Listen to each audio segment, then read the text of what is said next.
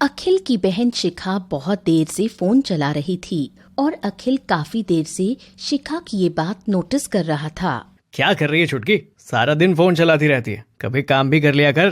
काम करने के लिए पहले ही घर पर भाभी हैं, मुझे काम करने की जरूरत नहीं है और आप प्लीज मुझे डिस्टर्ब मत कीजिए। देख रही हो तुम माँ कैसे बात कर रही है ये, और सारे दिन सिर्फ आराम करती रहती है और फोन चलाती रहती है। अब इसकी शादी की उम्र है, इसे घर संभालना सीखना चाहिए। देख रही हूँ, सब देख रही हूँ। तू बेकार में इसकी चिंता कर रहा है। घर कैसे संभालते हैं इसे ये सीखने की जरूरत नहीं है। क्यों माँ, तुम इसकी शादी नहीं करोगी क्या? इसे उम्र भर घर में कुंवारी ही रखना है? नहीं। तो फिर आप इसे घर का काम क्यों नहीं सिखाती हो? इसे काम करने की कोई जरूरत नहीं है, क्योंकि मैं इसकी शादी एक बड़े अमीर घर से करना चाहती हूँ, जहाँ इसे जरा भी काम ना करना पड़े। समझ में आई मेरी बात? तुम्हें क्या लगता है इसे अमीर लड़का मिल जाएगा शादी के लिए? क्यों नहीं मिलेगा? क्या कमी है मुझ में? हाँ हाँ बता, क्या कमी है तेरी बहन में? क्यों नहीं मिलेगा? अरे हीरा है, हीरा मेरी बेटी। अच्छा मानो मान लिया आपकी बेटी हीरा है, लेकिन अपने हालात भी तो देख लो। लड़की वाले दहेज देते हैं, लेते नहीं। जितने ज्यादा अमीर घर में शादी करोगी उतना ही ज्यादा हमें खर्चा करना पड़ेगा। तब आप पैसे कहाँ से लाएंगी? तू चिंता मत कर, सब हो जाएगा। मेरी बेटी को देखते ही अमीर लड़कों की लाइन लग जाएगी। वो तो समय आने पर देखा जाएगा माँ। हाँ बेटा, देख लेना। अगले दिन घर के सभी लोग शाम के समय साथ में चाय पीते हैं और साथ में थोड़ी गपशप भी कर रहे थे। माँ जी, शिखा की पढ़ाई पूरी हो चुकी है, अब उसके हाथ जल्द से जल्द पीले करवा देने चाहिए। मैं भी यही कहने वाला था, लेकिन अभी शायद माँ इसके लिए तैयार नहीं है, क्योंकि वो तो अमीर लड़का ढूंढ रही है जिसमें बहुत समय लगने वाला है। अरे बहू, मैं तुझे बताने ही वाली थी, अभी 2 दिन पहले ही एक लड़के का रिश्ता आया है। अरे अच्छा माँ जी, फिर आपने रिश्ते की बात आगे बढ़ाई? और लड़का कैसा है? लड़का तो ठीक है, काम भी ठीक ठाक है, दिखता भी ठीक है, परिवार भी अच्छा है, लेकिन मैं यहाँ शिखा की शादी नहीं करूँगी। क्यों माँ जी, जब सब कुछ ठीक ठाक है तो आप यहाँ शादी क्यों नहीं करेंगी? क्योंकि लड़का अमीर नहीं है इसलिए। ये क्या बात हुई माँ जी? क्या पता लड़का मेहनत करे और आगे जाकर अमीर हो जाए। आपको अच्छा रिश्ता ऐसे जाने नहीं देना चाहिए। आप नहीं समझेंगी भाभी, माँ ने कहा ना कि उन्हें मेरी शादी अमीर घर में करनी है तो अमीर घर में ही होगी। आपको क्यों जलन हो रही है? नहीं नहीं निधि, तुम मुझे गलत समझ रही हो। मैं तुमसे क्यों जलूंगी? मैं तो तुम्हारा अच्छा ही चाहती हूँ। खुद गरीब होकर किसी अमीर घर में शादी करना कोई आसान बात नहीं है। कहीं ऐसा ना हो कि इस जिद के चक्कर में शिखा घर में कुंवारी ही बैठी रहे। मुझे तो लगता है भैया भी कभी मेरे बारे में अच्छा नहीं सोचते। ऐसा नहीं होगा बेटा, शिखा की शादी जरूर होगी और किसी अमीर घर में ही होगी। ये बात मैं तुझे पहले ही बता चुकी हूँ। और हाँ सुन, शिखा के लिए मैंने एक अमीर लड़का ढूंढ भी लिया है। क्या लड़का ढूंढ लिया आपने? कौन है, कैसा है? क्या वो शादी के लिए तैयार है, और वो भी बिना दहेज के? हाँ हाँ सब बताती हूँ तुझे, पहले थोड़ी शांति रख। एक साथ इतने सारे सवाल पूछ रहा है। हाँ तो बताइए माँ। हमारे पड़ोसियों ने ही इस रिश्ते के बारे में बताया है कि कोई अजय मल्होत्रा है जिनका इकलौता बेटा है और उनके पास इतनी जायदाद है कि कई पीढ़ियां बैठकर खा सकती हैं। मैं सोच रही हूँ उन्हीं से रिश्ते की बात आगे बढ़ाऊं। लेकिन इतने बड़े घर के लोग क्या हमारे इस छोटे से गरीब परिवार के साथ रिश्ता करेंगे? उन्हें बताएगा कौन कि हम गरीब हैं? अगर उन्हें पता चल जाए कि हम भी अमीर हैं तो वो जरूर ही इस घर से रिश्ता जोड़ लेंगे और हमारी शिखा की शादी एक अमीर घर से हो जाएगी और मेरा सपना भी पूरा हो जाएगा। लेकिन ऐसा कैसे होगा माँ? ये तो नामुमकिन है। ओफो भैया, आप भी ना हमेशा नेगेटिव ही सोचते रहते हैं, कभी अच्छा भी सोच लीजिए। माँ कह रही है ना कि रिश्ता पक्का हो जाएगा तो हो जाएगा, वो सब हो जाएगा। और कैसे होगा ये मैं तुझे बस अगले संडे बता दूंगी, क्योंकि अगले संडे ही मैं लड़के वालों को घर पर शिखा को देखने के लिए बुला रही हूँ। आप कहीं लड़के वालों को धोखा देने की तो नहीं सोच रही माँ जी? अगर ऐसा है तो ये आप सही नहीं कर रही हैं, क्योंकि रिश्ते सच्चाई की बुनियाद पर ही बनने चाहिए। बहू, आटे में नमक जितना झूठ चलता है और मैं भी बस ऐसा ही करने वाली हूँ और तुम दोनों को भी इसमें मेरा साथ देना होगा। बस बात यहीं खत्म होती है। इस तरह अपने आखिरी फैसले के बाद मीना निधि और अखिल को चुप करा देती है और अमीर घर से आए रिश्ता जोड़ने की तैयारी शुरू कर देती है। संडे वाला दिन तो आखिरकार वो दिन आ ही जाता है जिस दिन शिखा को देखने वाले घर आ रहे थे, जो कि अमीर घर से थे। इस बात से मीना और शिखा का चेहरा तो खिला हुआ था, मगर निधि और अखिल का चेहरा बुझा बुझा सा था। ये सब क्या है माँ? ये महंगा फर्नीचर कहाँ से आया? क्या आप शादी से पहले ही सारे पैसे खर्च कर देंगी? अरे तू क्यों परेशान हो रहा है? ये फर्नीचर किराए का है, कल को वापस चला जाए, और इसमें इतने पैसे भी नहीं गए जितना तू गुस्सा हो रहा है। तभी वहाँ निधि आ जाती है। माँ जी, आपने क्या कुछ लोगों को घर का काम करने के लिए बुलाया है? कुछ लोग बाहर खड़े होकर कह रहे हैं कि यहाँ हमें खाना बनाने के लिए बुलाया है, बर्तन धोने के लिए बुलाया है, सफाई के लिए बुलाया है। हाँ, मैंने ही बुलाया है। सबको अंदर बुला ले और सबको घर का काम समझा दे। लेकिन माँ जी, इन सब की क्या जरूरत थी? बहू, हम एक अमीर घर से रिश्ता कर रहे हैं, इसलिए हमारा अमीर दिखना भी जरूरी है। अब बात समझ में आई कि आप अमीर बनने का दिखावा करने वाली हैं मेहमानों के सामने। हाँ तो क्या हो गया, इसमें क्या गलत है? और वैसे भी शादी होकर एक बार शिखा अपने घर चली जाए, उसके बाद हम उन्हें सब सच बता देंगे। तब तक तुम दोनों चुपचाप मेरी मदद करवा। ठीक है माँ जी। शिखा भी पार्लर से तैयार होकर आती ही होगी, और मेहमानों का भी फोन आया है कि वो यहाँ पहुँचने वाले हैं। उनके सामने बिल्कुल जाहिर मत होने देना कि हम गरीब हैं। ऐसे दिखाना जैसे हम शुरू से ही अमीर रहे हैं। थोड़ी ही देर में अजय मल्होत्रा घर के दरवाजे पर दस्तक देते हैं और मीना उनके स्वागत में जुट जाती है।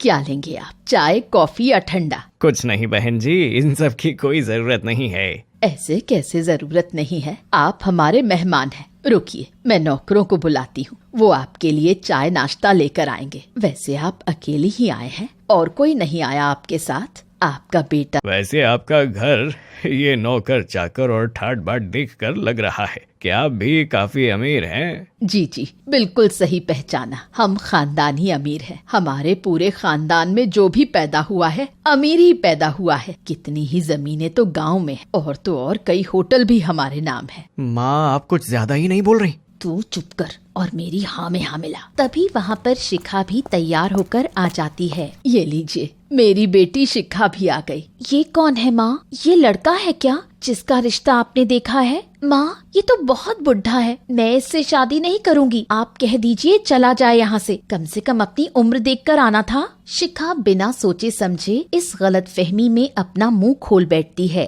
कि अजय से उसकी शादी की बात चल रही है, जबकि अजय लड़के का पिता है। अरे बेटी, ये क्या बोले जा रही है? ये लड़का नहीं, लड़के के पिता है। क्या? सॉरी, मुझसे गलती हो गई अंकल। प्लीज आप मुझे गलत मत समझिएगा। कोई बात नहीं। वैसे मीना जी, मैं आपसे साफ साफ ये कहना चाहता हूँ कि मेरे बेटे के लिए कोई गरीब परिवार की लड़की चाहता हूँ, क्योंकि पैसा तो हमारे पास बहुत है, लेकिन उसकी कदर करना अभी मेरे बेटे को नहीं आता, और एक गरीब परिवार की लड़की ही मेरे बेटे को ये सब सिखा सकती है। अरे, तो ये बात आपने पहले क्यों नहीं बताई? दरअसल हम अमीर बमीर कुछ नहीं है, ये सब तो किराए का है भाई साहब, और ये नौकर भी। हमारे पास तो बस रहने के लिए ये एक ही घर है, और लड़के की छोटी नौकरी है। आपको हमसे ज्यादा गरीब कोई नहीं मिलेगा। इसका मतलब आपने अब तक मुझसे झूठ बोला था और इतना बड़ा धोखा दिया। अब तो मैं हरगिज इस घर से अपने बेटे की शादी नहीं करूंगा। ऊपर से मैं आपकी बेटी के संस्कार भी देख चुका हूँ। अजय वहाँ से उठकर जाने लगता है। अरे अरे रुकिए, कहाँ जा रहे हैं? हमें माफ कर दीजिए, देखिए हम अच्छे लोग हैं। माँ, अगर आप इतना बड़ा झूठ नहीं बोलती तो शायद शिखा की शादी सच में किसी अमीर घर में हो जाती, और शायद अब तो आप मानती होंगी कि शिखा को संस्कार सीखने की कितनी जरूरत है। इसके बाद क्या था, मीना ने ये रिश्ता हाथ से गंवा दिया। अखिल की ये बात सुनकर मीना और शिखा का मुंह शर्म से नीचे झुक जाता है। दोस्तों, अगर आपको ये कहानी पसंद आई तो प्लीज हमारे इस वीडियो को लाइक करें, और ऐसे ही प्यारी प्यारी वीडियो देखने के लिए हमारे चैनल 7 एनियास सास बहू टीवी को सब्सक्राइब करें। धन्यवाद। अरे तुम दोनों अचानक यहाँ कैसे? क्यों, हम तुझसे मिलने नहीं आ सकते? हमारा मन किया और हम चले आए। वो तो ठीक है, मगर पहले खबर तो की होती, मैं तुम लोगों के लिए कुछ इंतजाम करके रखती। पूजा, मोना और नीति तीनों पक्की सहेलियां थी। मोना के पापा इंजीनियर थे तो पूजा के पापा बिजनेसमैन। मगर नीति के पापा एक फैक्ट्री में वॉचमैन थे। मुश्किल से अपने घर का गुजारा कर पा रहे थे। चल यार, आज स्कूल के फ्रेंड का गेट टुगेदर है। नहीं यार, मैं नहीं चल पाऊंगी, आज मेरा मेहंदी का ऑर्डर है। यार तू और तेरी मेहंदी के ऑर्डर, हर वक्त उसी में बिजी रहती है। यार तुझे तो पता ही है ना कि मैं मेहंदी लगाकर ही अपनी पढ़ाई का खर्च निकाल पाती हूँ, वरना बाबा तो। ये कहते हुए नीति चुप हो गई, मगर मोना और पूजा समझ गई कि उसे फाइनेंशियल प्रॉब्लम है। उन दोनों ने उसकी मदद करने की कोशिश करी, मगर नीति ने साफ मना कर दिया। कुछ दिन बीते और उन लोगों का स्कूल भी पूरा हो गया। बेटा नीति, अब हम तुमको पढ़ा और लिखा नहीं पाएंगे, जल्दी ही हम तेरी शादी कर देंगे। मगर बाबा, अभी मुझे और पढ़ना है।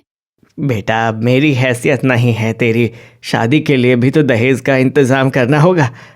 नीति पढ़ लिख कर अपने पैरों पर खड़ा होना चाहती थी, मगर उसके पापा ने जल्दी ही उसकी शादी कर दी। वहीं उसकी दोनों फ्रेंड मोना और पूजा अपनी आगे की पढ़ाई के लिए शहर चली गईं। काफी दिनों के बाद आज तीनों सहेलियां मिली थी। अरे तू क्यों इन सब बातों के बारे में सोच रही है? बता, क्या चल रहा है कॉलेज के बाद? तू तो गायब ही हो गई थी। और नहीं तो क्या, तेरा पता करने की कोशिश की, मगर तेरा कोई फोन नंबर ही नहीं था। वो तो अचानक एक दिन मार्केट में अंकल जी मिल गए और फिर तेरे बारे में पता चला। बस फिर क्या था, पहला मौका देखते ही हम दोनों यहाँ हाजिर। अपनी सहेलियों से बात करने में भी नीति को अजीब लग रहा था, क्योंकि एक तो वो लोग काफी समय के बाद मिली थी, दूसरी की उन लोगों का रहन सहन नीति से कई गुना बेहतर था। नीति को समझ ही नहीं आ रहा था कि वो अपनी सहेलियों को क्या कहे और कहाँ बैठाए। तभी नीति की सास वहां आ गई और उन दोनों के लिए चटाई बिछाते हुए बोली, अरे नीति, तुम्हारा ध्यान कहाँ है? तुम्हारी सहेलियां कितनी देर से खड़ी है, उन्हें बैठने को तो बोलो।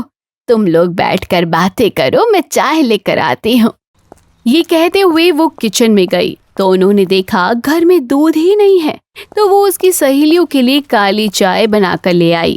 ये देख नीति को बिल्कुल भी अच्छा नहीं लगा, मगर मोना बोली, अरे वाह, आपको कैसे पता कि मैं डाइटिंग पर हूँ? ग्रीन टी या ब्लैक टी ही पीती हूँ। हाँ, ब्लैक टी सेहत के लिए काफी अच्छी होती है। ये कहते हुए दोनों चाय पीने लगी, मगर नीति ने उन्हें रोक दिया। पूजा, मोना, मुझे पता है तुम लोगों को ग्रीन टी ब्लैक टी तो दूर की बात है, दूध में पानी डाली हुई चाय भी नहीं भाती है। खालिस दूध की चाय पीने वाली मेरी सहेलियां पानी की चाय पी रही हैं, मुझे जरा भी अच्छा नहीं लग रहा है। अरे नहीं, तू गलत समझ रही है। और हम तेरे घर पर चाय दूध पीने नहीं आए हैं, तुझसे मिलने आई हैं। मेरे घर की हालत तो तुम देख ही रही हो ना। क्या करूं, घर में कमाने वाले केवल एक ही इंसान, तेरे जीजा जी, और खाने वाले 5 जन। कितनी भी मेहनत कर ले पूरा ही नहीं पड़ता, हमेशा किसी न किसी चीज की कमी ही रहती है। कोई बात नहीं, ये तो हर गृहस्थी में होता है यार, ये सब तो चलता रहता है।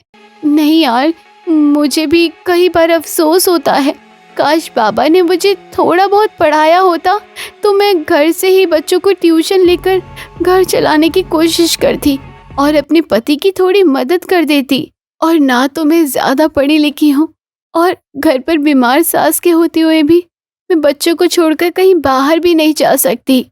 कोई बात नहीं, हम लोग इतने समय के बाद मिले हैं, देखना कुछ अच्छा ही होगा। ये कहते हुए पूजा हंसती। बहुत दिनों के बाद नीति के चेहरे पर भी मुस्कुराहट आई थी। थोड़ी देर में इधर उधर की बातें करने के बाद वो दोनों सहेलियां वहां से चली गईं। यार सच में मुझे नीति के लिए बहुत बुरा लग रहा है, काश हम लोग उसकी मदद कर पाते।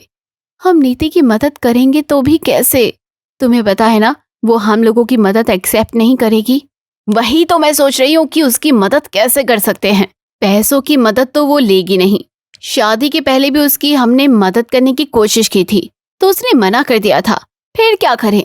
तुम्हें याद है नीति मेहंदी बहुत अच्छी लगाती थी, क्यों ना उसके इसी टैलेंट को हाईलाइट कर दे, और इसके लिए उसे कहीं बाहर भी नहीं जाना होगा और उसकी पैसों से भी मदद हो जाएगी।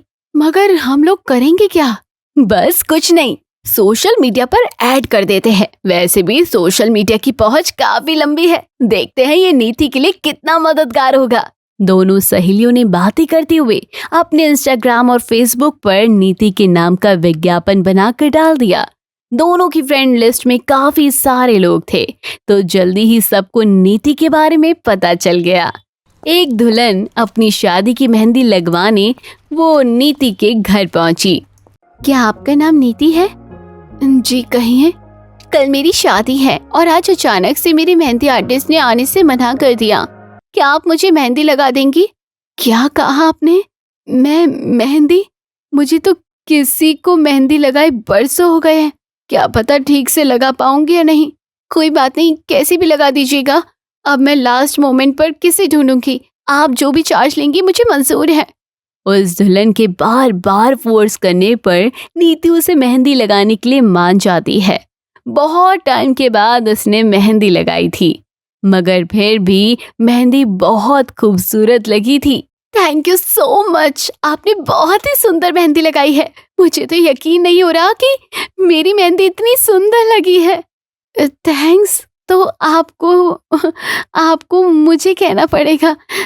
मुझे आपने एक मौका दिया, मगर आप बताएंगे कि आपको कैसे पता चला कि मैं मेहंदी लगाती हूँ? अरे मैंने अपनी फेसबुक फ्रेंड पूजा की पोस्ट पर आपके बारे में देखा था, उसने आपकी मेहंदी की बहुत तारीफ की थी। ये कहते हुए वो नीति को पैसे देने लगी, मगर नीति ने पैसे लेने से इनकार कर दिया। अरे दुल्हन को मेहंदी लगाना तो शगुन होता है, और शगुन के पैसे कैसे? अरे ये क्या बात हुई? मैं अभी मेरी मेहंदी आर्टिस्ट से मेहंदी लगवाती तो भी तो मैं उसे पैसे देती ना। मैं अपनी पहचान वालों को भी आपके बारे में बताऊंगी। ये कहकर वो नीति को पैसे देकर चली गई। नीति बहुत खुश थी। वो सोचने लगी कि मैंने इस बारे में सोचा ही नहीं, मगर मेरी सहेलियों ने मेरे बारे में सोचा। मैं भी ना उस दिन जल्दीबाजी में उनसे उनका नंबर लेना भूल गई, वरना उन्हें फोन लगाकर थैंक यू बोलती। अब ना जाने कब मिलना होगा।